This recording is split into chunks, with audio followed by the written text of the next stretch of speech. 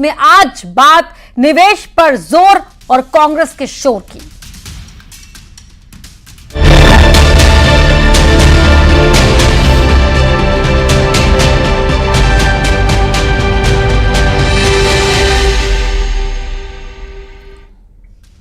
मध्य प्रदेश में 20 जुलाई को जबलपुर में रीजनल इन्वेस्टर कॉन्क्लेव होने जा रहे हैं। इसको लेकर सरकार तैयारी में जुटी हुई है। उधर कांग्रेस ने इस पर निशाना साधा है। कांग्रेस का कहना है कि सरकार इन्वेस्टर समिट कर रही है, लेकिन प्रदेश में कोई बदलाव नहीं हो रहा। 10 साल से बेरोजगार युवाओं को रोजगार नहीं मिला है। सरकार के इन्वेस्टर समिट सिर्फ और सिर्फ दिखावा है, इससे होने वाला कुछ नहीं है।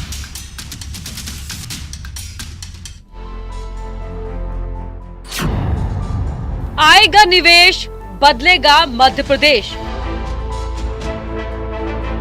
पूरे प्रदेश के लिए अभियान चला रहा है, लेकिन रीजनल लेवल पर इसको बार बार मौका देंगे। इन्वेस्ट के नाम पर 0 सन्नाट है।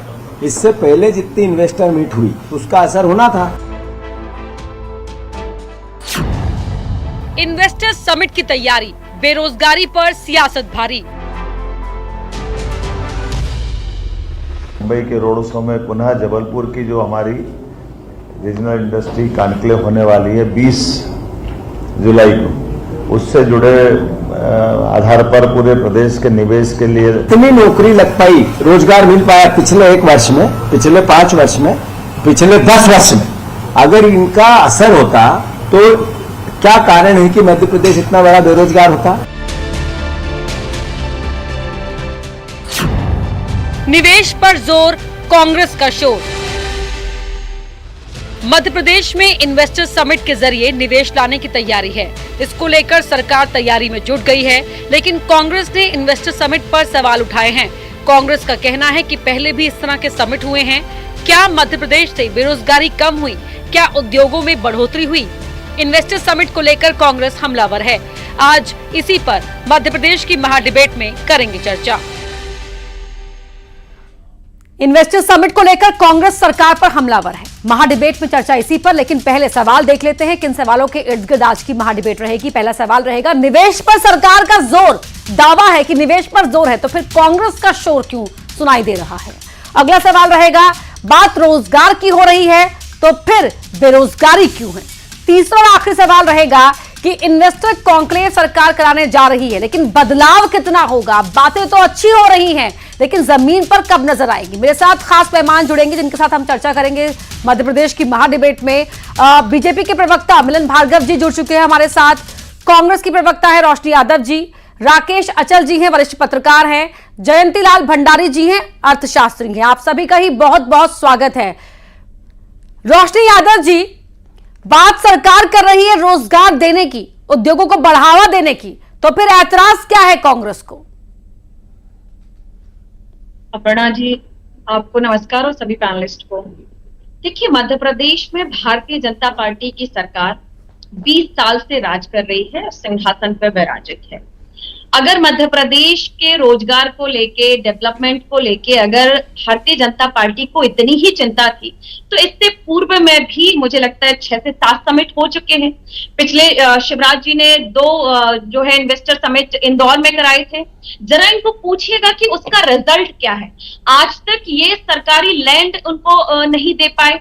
तो ये सिर्फ कागजों में और दिखावे में केवल इन्वेस्टर समिट करते हैं, बड़ी जो है पारंपरिक सुंदरता दिखा करके जो है केवल एक भ्रमित जाल बिछाना कि आज हम इन्वेस्टर समिट करने जा रहे हैं तो घोड़े की चाल हम चलने वाले हैं, हम दौड़ने वाले हैं। लेकिन अगर मध्य प्रदेश वाकई उस तरीके से दौड़ता तो मुझे लगता है कि आज धरने पर बैठ के बेरोजगार युवाओं को अपनी रोजगार की भीख नहीं मांगनी पड़ती। और ये जो बात करते हैं, अभी इन्वेस्टर समिट में एक बहुत बड़ा इन्होंने पौधारोपण की बात की कि इंदौर में हर जगह पौधारोपण, तो मैं एक आपके संज्ञान में लाना चाहूंगी और जरूर इसको धरातल पर भी आप इसको परखिएगा।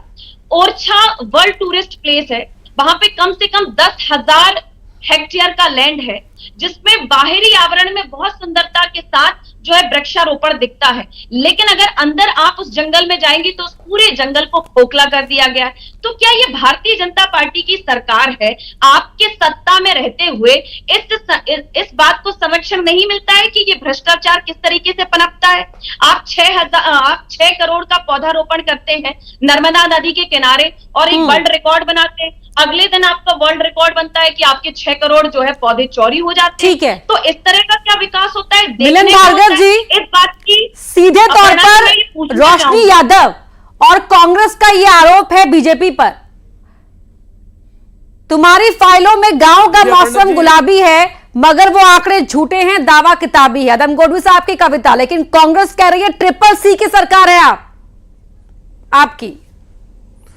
देखिए अपर्णा जी, रोशनी जी के एक बयान से ये तो स्पष्ट हो गया कि 20 वर्षों से भारतीय जनता पार्टी मध्य प्रदेश की जनता के दिलों में राज कर रही है।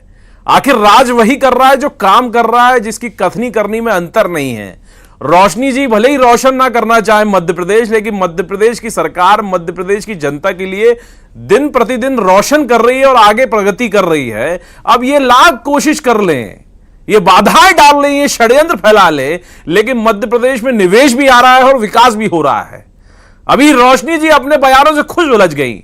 जहां करोड़ों पौधे लगाने की बात आ रही है, वहां एक पौधा भी कांग्रेसी क्यों नहीं लगाई दिखाई दे रहा। अपर्णा जी, मैं अभी कुछ दिन पहले आपके चैनल की मुहिम देख रहा था पर्यावरण को लेकर। आप लोग प्रेरित कर रहे हैं कि पर्यावरण को बचाए, पौधा लगाए, लेकिन रोशनी जी एक पौधा नहीं लाई। चुप रहिए, अब सुन लीजिए बात धैर्यपूर्वक, सुन लीजिए। एक पौधा नहीं लगाया ओरछा में। अभी ओरछा के राम राजा सरकार की धरती की बात कर रही थी। क्यों आप पौधा नहीं लगा रहे हैं?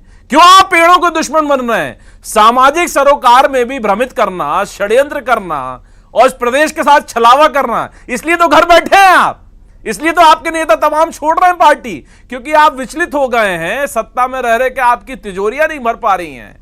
मध्य प्रदेश में निवेश आ रहा है। देखिए अपर्णा जी, मध्य प्रदेश में एक रीजनल कॉन्क्लेव होने जा रही है। माननीय मुख्यमंत्री जी निवेशकों के साथ, उद्योगपतियों के साथ वार्ता कर आए हैं। आने वाली 20 तारीख को आप देखेंगी कि लगभग 1500 प्रतिनिधि शामिल होंगे, बड़े बड़े उद्योग घराने के। लेकिन मिलन भार्गव जी, निवेशक यहाँ मध्य प्रदेश नहीं, वो आप ठीक कह रहे हैं। 6 रीजनल कॉन्क्लेव होने जा रहे हैं। मुंबई भी गए, उद्योगपतियों से मुलाकात भी की, आगे भी ये सिलसिला होगा। ठीक है, आप ये कह रहे हैं, लेकिन रोशनी यादव ये पूछ रही हैं, कांग्रेस पार्टी ये पूछ रही है कि जो अब तक हुआ था इन्वेस्टर समिट, उसका रिजल्ट क्या आया? उसका रिजल्ट ये है जो मध्य प्रदेश को लेकर कहता है NSO और रिजर्व बैंक का जो आंकड़े आए हैं, जिसमें पिछले 7 वर्षों में मध्य प्रदेश में 6 लाख रोजगार बढ़े हैं। मतलब मध्य प्रदेश के युवाओं को रोजगार भी मिल रहा है। कमलनाथ जी और कमलनाथ जी की तात्कालीन सरकार तो चाहती थी कि मध्य प्रदेश के युवा ढोल चलाएं, ढोल बजाएं, लेकिन इसके तरफ मध्य प्रदेश के युवा स्टार्टअप्स भी डाल रहे हैं, सरकारी नौकरियां भी पा रहे हैं और नौकरियां देने वाले भी बन रहे हैं। अब तकलीफ कांग्रेस पार्टी को हो रही है। तमाम षड्यंत्र प्रपंच रचने के बाद भी जिस प्रकार के इन्होंने षड्यंत्र करे कि उद्योग यहां मध्य प्रदेश में नहीं आए, लेकिन ये खुशी की बात है अपर्णा जी कि मध्य प्रदेश आज उद्योगपतियों के लिए सुखद हो गया है। वे इन्वेस्ट करना चाह रहे हैं। आप देखिए उज्जैन में 1 मार्च और 2 मार्च 2024 को कॉन्क्लेव हुआ था, जिसमें लगभग 1 लाख करोड़ के करार हुए हैं, जिससे 1 लाख लोग युवाओं को रोजगार मिलने जा रहा है। वहीं आप जबलपुर में होगा, जिसमें संभावना राकेश अचल जी सीजन जर्नलिस्ट हैं, मुस्कुरा भी रहे मिलन भार्गव जी आपकी बात पर। जो राकेश जी आए उसमें 1 लाख रोजगार पैदा होंगे। आपने तमाम दावे भी सुने होंगे इससे पहले भी, और दावों को जमीन पर उतरते हुए भी देखा होगा। ये दावे कितने कागजों पर सिमट कर रह गए उनको भी देखा होगा। जरा बताएं आप, कैसा नजर आ रहा है सरकार का ये प्लान आपको? देखिए अपर्णा जी, मिलिंद जी हो या रोशनी जी, ये इनकी मजबूरियां हैं कि ये अपने अपनी पार्टी का पक्ष रखें हैं। लेकिन एक जर्नलिस्ट की हैसियत से मैंने पिछले 20 साल में इसी मध्य प्रदेश में 5 ऐसे बड़े निवेशक सम्मेलन अटेंड किए हैं, जिनमें कम से कम मेरे ख्याल से 17 लाख करोड़ के प्रस्ताव आए थे। करीबन 6,500 MOU हुए थे, और जिसमें ऐसा देश का कोई उद्योगपति नहीं रहा होगा जो नहीं आया हो, जिसको यहाँ आमंत्रित न किया गया हो। बावजूद इसके जो ज़मीनी हकीकत ये है कि उसका मुश्किल से 1 या 1.5% जो अंश है वो अमल में आ पाया। बड़ी मुश्किल से 1.5 लाख करोड़ का निवेश मध्य प्रदेश में पिछले 20 साल में आया। लेकिन ये अच्छी बात है कि नए मुख्यमंत्री जी दोबारा से पूंजी निवेश को आकर्षित करने की कोशिश कर रहे हैं, उन्हें हतोत्साहित नहीं किया जाना चाहिए।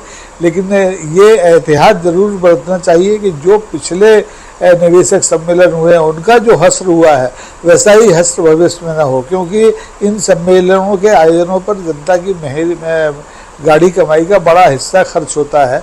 बड़ी मुश्किल से ये आयोजन होते हैं। दिखाने के लिए तो 65 देशों के उद्योगपति आए, 20 देशों के डिप्लोमेट पुराने निवेशक सम्मेलनों में आए, ग्वालियर में, भोपाल में, इंदौर में, सब जगह गया मैं। लेकिन हकीकत यह है कि वो करार होते हैं, अखबारों में छपते हैं, लेकिन हकीकत बिल्कुल उससे अलग होती है। मतलब 1-2% से ज़्यादा पे अमल नहीं हो पाया। इसी मध्य प्रदेश में हमारे पतंजलि वाले बाबा हैं, वो इंदौर में 250 एकड़ जमीन लेके बैठे सरकार से फ्री में, आज तक उन्होंने अपना संस्थान शुरू नहीं कर पाए वो। तो इस तरह से जमीनें सरकारी लुटा के जनता का पैसा खर्च होता है आयोजनों पर और जनता के हित की बात करने का दावा भी किया जाता है कि तस्वीर जनता की ही बदलेगी। जयंतीलाल भंडारी जी, जिस चीज का जिक्र राकेश जी ने यहां पर किया कि बातें होती हैं इन्वेस्टमेंट को लेकर, उद्योग घराने भी आते हैं, लेकिन कागजों पर जो होता है जमीन पर कितना उतर पाता है, इसका औचित्य क्या है समिट का? फिर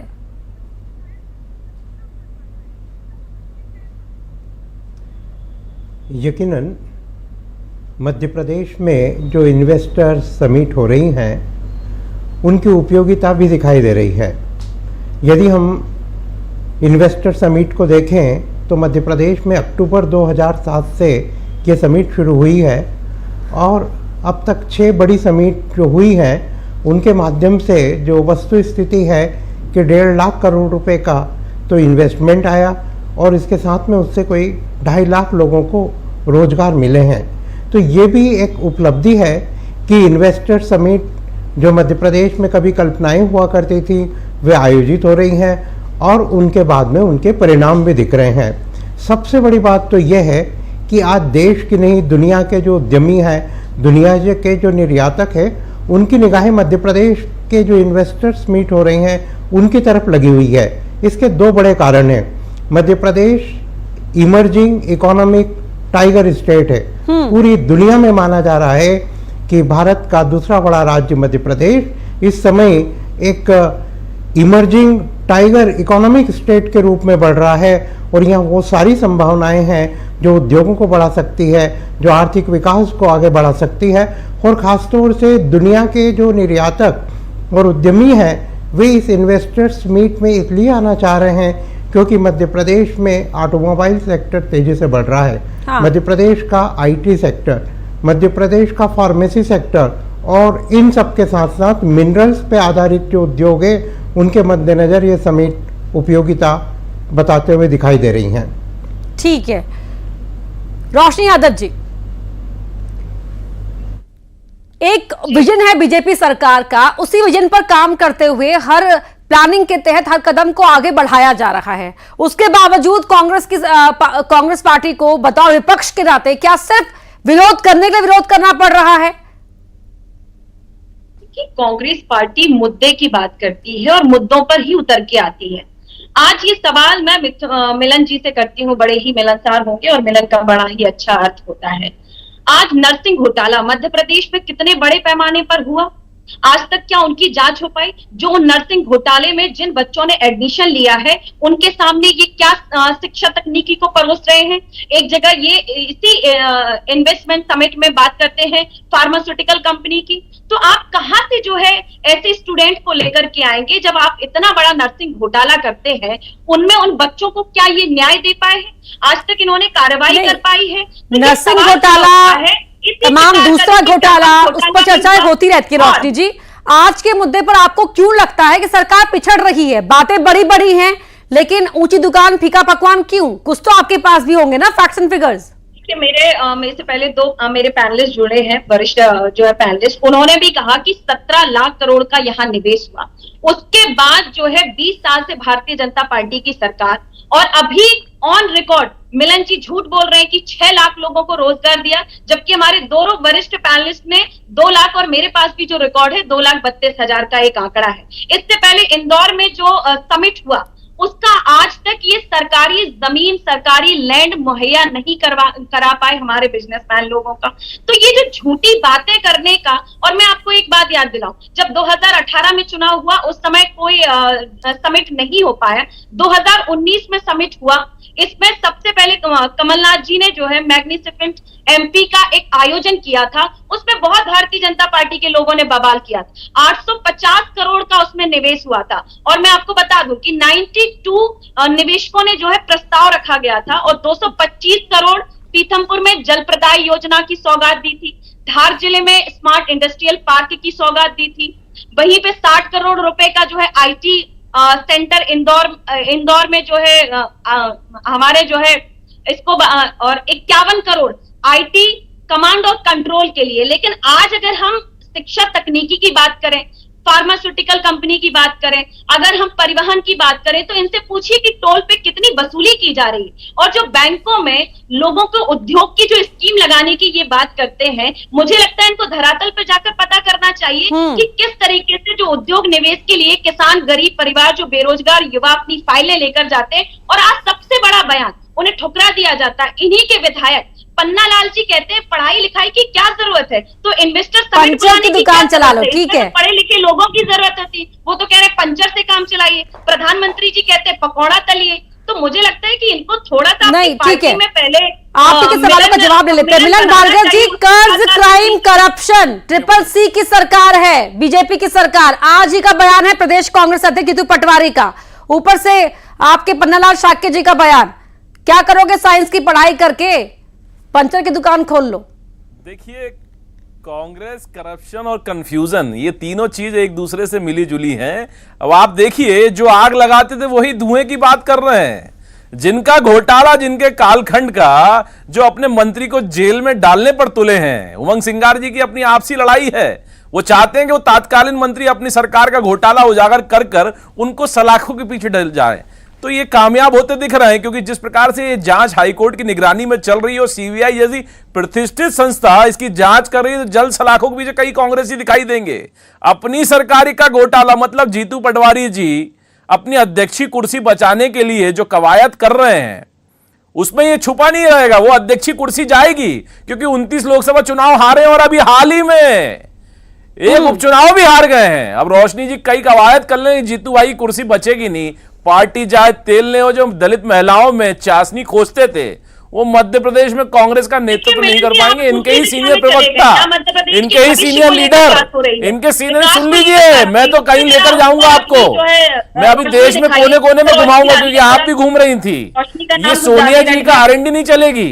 ये भारतीय रिजर्व बैंक जानती हैं आप रोशनी जी कि नहीं जानती? थोड़ा अध्ययन करिए। उसकी रिपोर्ट कह रही है कि 7 सालों में 6 लाख रोजगार बढ़े हैं। NSO जानती हैं आप, राष्ट्रीय सांख्यिकी कार्यालय, वो सोनिया जी नहीं चलाती, राहुल जी नहीं चलाते, ये भारतीय संस्थाएं, प्रतिष्ठित संस्थाएं जिनका ये आंकड़े हैं, जो 7 वर्षों में 6 लाख रोजगार बढ़ा है। और आपके राज्यों की स्थिति जान लीजिए, कर्नाटक में 13% रोजगार घटा है, तमिलनाडु चले जाइए जहां 12% रोजगार घटा है। जहां जहां कांग्रेस की सरकार है वहां रोजगार घटा है, और जहां जहां भारतीय जनता पार्टी की सरकार है, ये आंकड़े हैं। जरा पढ़ लीजिए, अध्ययन कर लीजिए, गूगल कर लीजिए, ज्यादा दूर नहीं जाना पड़ेगा आपको।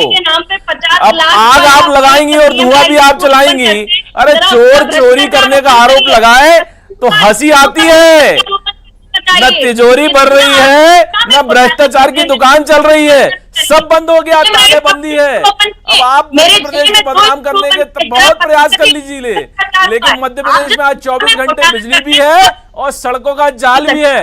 मध्य प्रदेश में बड़े बड़े उद्योगपति आ रहे हैं, आपको तकलीफ हो रही है, स्वाभाविक है। आप मैं जानता हूं, आप मध्य प्रदेश को बदनाम करने की सौगंध खा के निकली, यही सौगंध पूरी कर रही है आप, यही न्याय कर रही है। एक भी पेड़ नहीं लगाएंगी और इस अभियान को मजाक बनाएंगी। अरे एक पेड़ तो लगा लीजिए जिसकी ऑक्सीजन लेती है, थोड़ी सी शर्म करिए कांग्रेसियों। एक पेड़ तो लगा लेते हैं, हमारे पेड़ लगाने पे सवाल कर रहे हैं। उसको बचाने का काम अगर आप कर लेंगे को भी आप पलीता लगाना चाह रहे हैं, हो जाएगा। और अपर्णा जी, एक जानकारी के लिए आपको बता दूं, अभी जो उत्तर प्रदेश के वरिष्ठ नेता ने बयान दिया है, लेकिन आप घर मध्य प्रदेश हम लोग यूपी कर्नाटक की बात कर रहे हैं। भारतीय जनता पार्टी के कार्यकर्ता कब सांस तक नहीं ये ले पा रहे पटवारी जी हैं, की ज्यादा राजनीति करप्शन करेंगी? ठीक है षड्यंत्र राकेश अचल जी, ये जो बीजेपी का आत्मविश्वास आप देख रहे हैं, अति आत्मविश्वास है या इसलिए ये आत्मविश्वास है क्योंकि लगातार जो आवाम है साथ देती आई है, और फिर जीतू पटवारी की नाकामी मिली है और ये पिछली परीक्षाओं में, उसको लेकर बीजेपी का आत्मविश्वास इतना हाई है?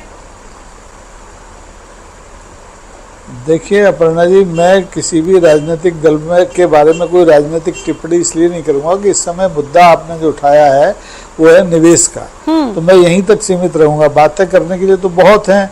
एक अमरवाड़ा की जीत को लेकर के मिलन जी खुश हैं तो होना चाहिए, लेकिन अभी हाल में उपचुनाव हुए हैं 13 सीटों के लिए, उसमें से इनको कितनी मिली हैं ये इन्हें मालूम होगा, तो उसको छोड़ दीजिए। हाँ। मैं निवेशक सम्मेलन की बात करता हूं और स्वागत करता हूं मध्य प्रदेश के मुख्यमंत्री की कि वो ये दोबारा से कोशिश कर रहे हैं, लेकिन उन्हें ये भी देखना होगा कि ये कोई हवाई किले बनाने वाली बात नहीं है। भारत की सरकार 3 ट्रिलियन डॉलर की इकोनॉमी बनाना चाहती है और हमारे यादव साहब अकेले 1 ट्रिलियन डॉलर मध्य प्रदेश में लाना चाहते हैं। तो ऐसा कोई जादू नहीं हो जाएगा, क्योंकि अभी तक तो 17 लाख करोड़ नहीं आ पाए, ट्रिलियन तक हम पहुंचेंगे कैसे? और तो बेहतर ये हो कि अभी तक जितने निवेशक सम्मेलन हुए हैं, चाहे कांग्रेस के समय में हुए हों चाहे भारतीय जनता पार्टी के समय में हुए हों, उनका विश्लेषण करके आगामी सम्मेलन में कॉन्क्रीट प्रस्ताव रखे जाएं और उन्हीं निवेशकों को बुलाया जाए जो सचमुच में करार करने के 3 महीने 6 महीने में अपना काम शुरू कर दें।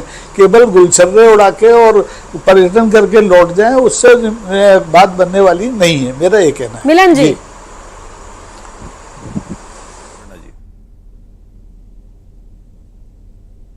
जी अपर्णा जी सवाल करिए। नहीं सर की बात पे रिएक्शन चाह रही हूं मैं आपका कि समिट तो से पहले भी होते रहे, जमीन पर कितने उतरे हैं ये बड़ा सवाल है। और जिस माहौल की बात की जा रही है बीजेपी की ओर से कि परिपक्व है माहौल, चाहे वातावरण आप क्राइम के लिहाज से देख लीजिए या आर्थिक मदद के लिहाज से देख लीजिए, लेकिन उसके बावजूद बुनियादी सवाल तो खड़े ही है ना कि आता कहां है निवेश? देखिए निश्चित रूप से देखिए अचल जी को अधिकार है सवाल खड़े करने का, लेकिन उनका अपने एक रिसर्च हो सकता है। लेकिन जो सरकारी संस्थाएं और जो गैर सरकारी संस्थाएं कह रही हैं कि भारत में आज जो प्रगति हो रही है वो दुनिया की जीडीपी सबसे अधिक है। दुनिया के जो बड़े बड़े विकसित देश भी जो जीडीपी को जिस स्पीड से नहीं लांघ पा रहे हो, भारत उस स्पीड से आगे बढ़ रहा है। हम 2047 में भारत विकसित राष्ट्र बनेगा, उसमें मध्य प्रदेश अहम भूमिका निभाएगा। हम उस सोच के साथ बढ़ रहे हैं। लेकिन उन मूडीज और जो वर्ल्ड बैंक जैसी जो प्रतिष्ठित संस्थाएं हैं उनके आंकड़ों को भी अचल जी को अध्ययन करना चाहिए। और ये 1 सीट जीतने का ये खुशी नहीं है, ये 163 सीट भी जीते हैं। आपकी R&D हो सकती है भारतीय जनता पार्टी की सरकारों की कमियां। बहुत धन्यवाद आप सभी का ही मध्य प्रदेश की महाडिबेट में शामिल होने के लिए। और यहां सरकार कह रही है जोर इन्वेस्टमेंट पर है और हम पूरा माहौल बना करेंगे। लेकिन इस बीच बड़ी खबर क्या आ रही है भोपाल से वो आपको बता देते हैं।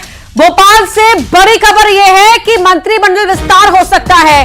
कमलेश शाह मंत्री बनाए जा सकते हैं। अमरवाड़ा उपचुनाव में जीते हैं कमलेश शाह। मंत्रिमंडल विस्तार की अटकलें तेज हैं। कई सीनियर विधायकों को मिल सकती है जगह। बड़ी खबर आपको बता रहे हैं। एक बार फिर से मंत्रिमंडल विस्तार हो सकता है। कमलेश शाह जो लोकसभा चुनाव से पहले कांग्रेस छोड़कर बीजेपी में शामिल हुए थे, अभी उपचुनाव जीते हैं, वो मंत्री बनाए जा सकते हैं।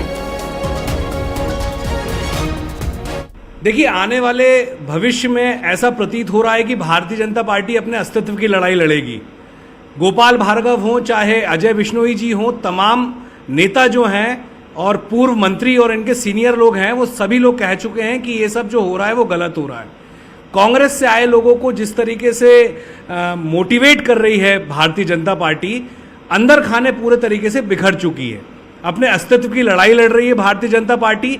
देखिए कमलेश शाह जी आदिवासी वर्ग के बड़े नेता हैं, आदिवासी गौरव माने जाते हैं। उन्होंने जनहित को देखते हुए और अपने क्षेत्र के विकास के लिए भारतीय जनता पार्टी को चुना। उपचुनाव के परिणाम प्रमाणित करते हैं कि उनकी क्षेत्र की जनता भी कमलेश शाह जी के निर्णय के साथ हैं। भारतीय जनता पार्टी में हमेशा लोगों को काम करने के लिए, उपयुक्त कार्य करने के अवसर देने की परंपरा रही है। कमलेश शाह जी को भारतीय जनता पार्टी में सम्मान भी मिलेगा, उनकी योग्यता के हिसाब से काम भी मिलेगा और अपने क्षेत्र की जनता की सेवा करने का अवसर भी मिलेगा। मंत्रिमंडल विस्तार और मंत्रिमंडल में नए लोगों को शामिल करना, ये मुख्यमंत्री जी का विशेष अधिकार है। मुख्यमंत्री जी अपने अधिकार का पालन करते हुए इस पर निर्णय लेंगे। शैलेंद्र चौहान हमारे सहयोगी हमारे साथ जुड़ गए हैं फोन लाइन पर। शैलेंद्र, कांग्रेस कह रही है कि तमाम जो कांग्रेसी बीजेपी में जा रहे हैं, बीजेपी बस उन्हें ही एडजस्ट करने में रह जाएंगी और जो उसका अपना काडर है उसे डिसअपॉइंट होना पड़ेगा। जी देखिए, बिल्कुल कहीं ना कहीं कांग्रेस को इस बात को जोर शोर से उठाने का मुद्दा भी इसीलिए मिल रहा है कि अगर बात की जाए तो जो सीएम डॉक्टर मोहन यादव का मंत्रिमंडल है उसमें अब तक कुल 9 ऐसे मंत्री 8 हो चुके हैं और एक अगर कमलेश शाह मंत्री बनते तो 9 ऐसे विधायक हो जाएंगे जो कि कांग्रेस से आए हुए हैं और अब भाजपा में ज्वाइन करने के बाद मंत्री होंगे। तो सबसे बड़ी संख्या जब रामनिवास रावत जब 8 जुलाई को शपथ लिया था उस दिन तक 8 ऐसे विधायक हो चुके थे कांग्रेस से जो आने के बाद मंत्री बने हैं। तो कांग्रेस इसी बात को जोर शोर से उठा रही है कि अब पूरी बीजेपी जो है वो कांग्रेस के भरोसे कांग्रेस के नेताओं को यहाँ पर मोटिवेट किया जा रहा है और उनको मंत्रिमंडल में लिया जा रहा है। हाँ। जो ये सबसे बड़ा सवाल उठ रहा है, अगर इसी तरह मंत्रिमंडल विस्तार की बात की जाए तो निश्चित ही अमरवाड़ा का नतीजा आ चुका है और कमलेश शाह यहाँ पर सबसे बड़े दावेदार है मंत्री पद के, क्योंकि कहीं ना कहीं कमिटमेंट की बात आती है। ठीक है शैलेंद्र, बहुत शुक्रिया आपका इस पूरी बातचीत के लिए। मध्य प्रदेश की महाडिबेट में इतना ही। खबरें